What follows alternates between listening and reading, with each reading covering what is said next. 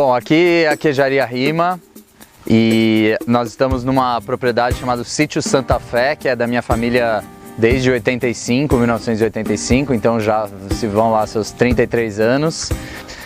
E aí em 2008, já há 10 anos atrás, a gente começou um projeto de leite.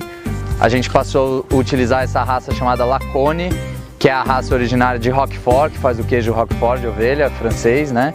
Até o ano passado, quando eu e a Maria Clara, minha esposa, nossa queijeira, viemos morar aqui mesmo e viver disso e fazer queijos profissionalmente. E aí no ano passado a gente realmente, efetivamente mudou para cá, depois de uma experiência curta, porém intensa em Portugal e Espanha, conhecendo bastante queijo de ovelha e manejo de ovelha e produção de leite, né? Que é um animal muito pouco utilizado na parte leiteira no Brasil. Tem bastante ovelha no Nordeste e no Centro-Oeste, Sudeste e Sul principalmente, mas é mais para corte, alguma coisa de lã e leite muito pouco. Então, por que o leite de ovelha não é um leite tão popular, vamos dizer assim, no Brasil? Difícil explicar, porque o Brasil foi colonizado por portugueses e Portugal talvez seja o país onde mais tem tradição de queijos de ovelha em geral. E por uma coisa que eu ainda não consegui ver um motivo claro assim nos livros de história, eles acabaram trazendo muito mais cabras do que ovelhas para cá. Talvez pelo clima muito quente, talvez porque é um animal que exige um manejo um pouco mais cuidadoso, né? A aceitação do produto de ovelha pelo brasileiro é muito boa. É um produto que tem baixíssimo teor de lactose, é o leite de mais fácil digestão de todos, tá? Então dá queijos um pouco mais firmes e também os queijos amanteigados, que é uma tradição grande em Portugal. Temos cerca de 60 a 70 litros dia, que é muito pouco, parece muito se você multiplicar por todos os dias do ano, mas é muito pouco, apesar do rendimento do leite de ovelha ser muito maior do que o de vaca. Então hoje a gente usa aproximadamente 6 quilos de leite para fazer 1 quilo de queijo maturado. Nos frescos menos ainda, enquanto o de vaca é de 10 a 12, então ele tem um rendimento o dobro do que o de vaca. Então um animal que exige pouco espaço, come muito menos e bebe muito menos água do que os outros animais de grande porte. E talvez por isso que a gente entrou nessa, porque os sítios são 25 hectares, é um espaço pequeno, então aqui a gente produz toda a comida, desde a ração, o silo e o pasto, né? E as próprias ovelhas, então elas cabem nesse espaço pequeno. Bom, então o leite, a pecuária leiteira no geral, não só de ovelha, ela é um resumo de 3 fatores, né? Genética, alimentação e redução do estresse. Isso que faz com que aumente a qualidade e a quantidade do leite. Então genética é um trabalho de longo prazo, um pouco mais, a não ser que você compre um monte de animais de elite, que não é o caso. A gente está usando bastante do rebanho que a gente já tem desde a época que a gente começou, que é em 2008, tá?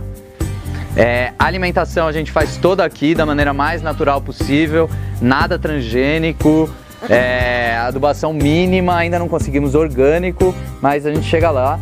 E bastante pasto, o que é um diferencial já, o primeiro diferencial do nosso manejo. Então são as ovelhas no pasto, tá? Todas elas que não estão em lactação, que não estão aqui no curral do leite, elas ficam no pasto. Então um segundo diferencial do nosso manejo, são vários modelos, é que a gente não faz a desmama no primeiro dia como a maioria, né?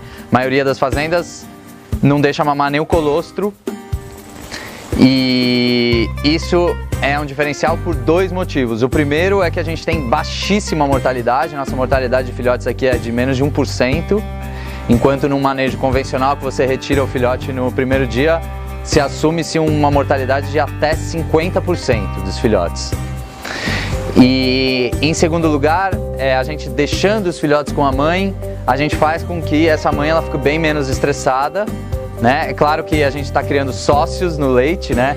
Quando você retira o filhote no primeiro dia, você tem mais leite na ordenha, mas por outro lado é isso, você tem alta mortalidade e maior estresse. Bom, aqui estamos no nosso, entre aspas, centro de maturação.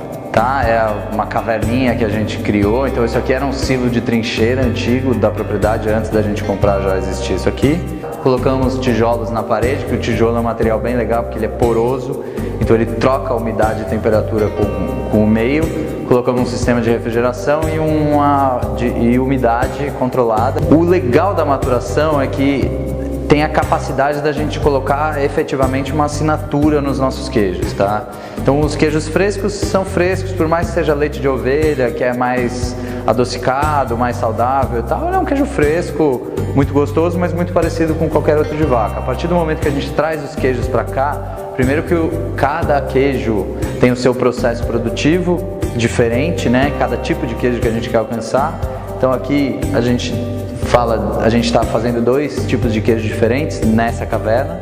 Então a gente tem o Guaianá, que ele é um queijo de leite cru, massa não cozida e não prensada, num processo bastante parecido com o que a gente aprendeu na Serra da Canastra, e os grãos relativamente pequenos, mas não tão minúsculos como é o Araritaguaba, que é também o nome de Porto Feliz antes de se chamar Porto Feliz, por isso batizamos esse nome do queijo.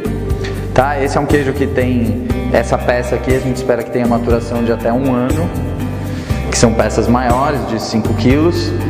E esse já é um queijo que ele é massa cozida, ele é prensado, os grãozinhos bem pequenos, para que ele se transforme aí em algo bem parecido com o pecorino. A gente brinca que tem 3 empresas aqui, né? A produção de leite, produção de queijo e a maturação. São 3 ciências completamente diferentes.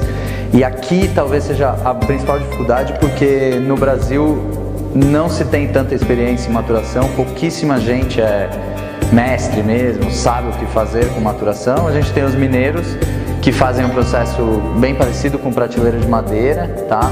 Como os franceses fazem, inclusive eles aprenderam com os franceses.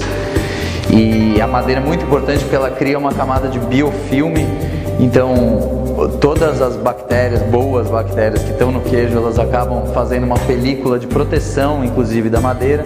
E a madeira também é um material poroso que troca a umidade e temperatura com o queijo. Não dá para ser prateleira de plástico, nem de inox, seria outro sabor, né? Hoje a gente está com uns 12 tipos de queijo, mais ou menos, entre queijos, iogurte, coalhado e doce de leite. Então, a começar pelo iogurte, ele é um produto completamente natural, tá? Ele é leite e fermento lácteo, nada mais. E ele é naturalmente isso que está na moda de se chamar de grego. A coalhada também é uma coalhada seca. A coalhada seca é um derivado do iogurte, é o iogurte dessorado com sal. Esse aqui já é um Boursin, que ele é um queijo onde a gente teve a oportunidade de filmar um pouquinho do processo hoje, tá? Ele é um queijo que ele é coalhado por 24 horas, não usa coalho, então ele tem também uma acidez marcante. Depois ele é secado num pano de queijo por 18 a 24 horas. E ao final a gente faz essas bolinhas à mão. Essa conserva aqui a gente coloca azeite de oliva e óleo de girassol, tá? Por conta da conserva, é um produto que não precisa necessariamente ser conservado em geladeira, ele já vem num pote de conserva. E além disso, aqui tem o alecrim da horta que vocês estão vendo aí atrás e a pimenta rosa também aqui do sítio.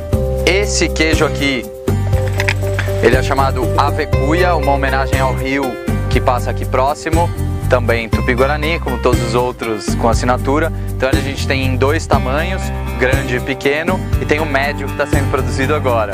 Ele é um queijo de textura macia, ele utiliza o mesmo mofo do camembert, ou do brie, que é o Penicillium camembert, inclusive. E é um queijo que ao longo do tempo ele vai derretendo por dentro, tá? Quando ele vai chegando numa maturação um pouco mais avançada, tá certo? Ele é um camembert de ovelha, falando bem genericamente. Já esse aqui é o queijo que a gente teve a oportunidade de ver lá dentro da caverna, é o Guaianá. Então esse aqui deve estar com 45 dias de maturação. Casca rústica, percebam que a casca não é totalmente raspada, tá? Massa inteira, macio, não é um queijo tipo parmesão, apesar de muita gente achar que é, tá? Ele é um queijo macio, ele não vai na prensa. Um queijo meia cura de ovelha, eu adoro.